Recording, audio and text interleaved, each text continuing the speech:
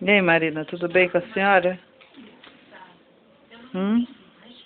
Tá tudo bem com a senhora? Por que você não responde o que eu tô te perguntando? A senhora é feliz? Eu também sou muito feliz que eu tenho um bebê tão lindo do mundo. Hã? Vê o quê? Não, eu tô filmando você agora.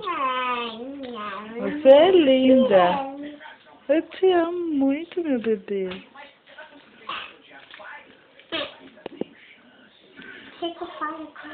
Hã? O que você quiser, ué. O que é feliz? O que é feliz? Eu vou fazer papá agora. Deixa eu chamar Você é feliz, Fabiana? Eu sou muito feliz. Eu tenho meu bebê, que coisa mais rica do mundo. E como ela chama? Marina. É menina ou menina? É você mesmo que tá falando, rapaz. E eu já sabia. Você põe o dedo bem na frente. E continua. Agora pausa. Como que passa? Perto do meio aí. Então você é um gato que não tem vergonha nessa cara. Hã? Ai, como ele é lindo. Quem me mandando você nanar na cama da Marina? Hã? Vai nanar? É?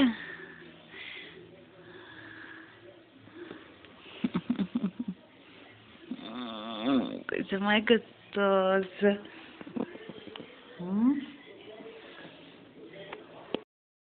Tô.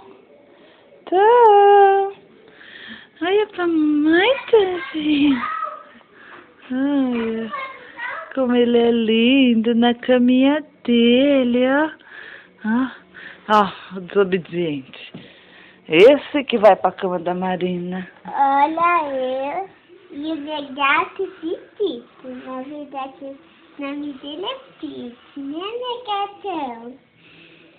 Olha, o Tomzinho foi despejado, Tomzinho. Não, filho, tão bonitinho, não é? Não é tão bonitinho. Verdade, meu amor. De novo.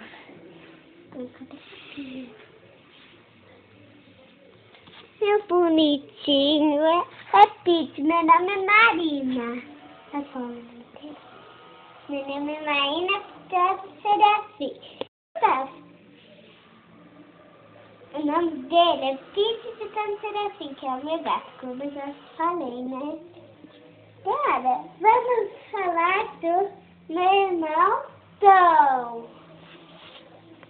Meu irmão é muito fofarrão, entendeu? Por isso que ele tá assim, porque depois ele fica muito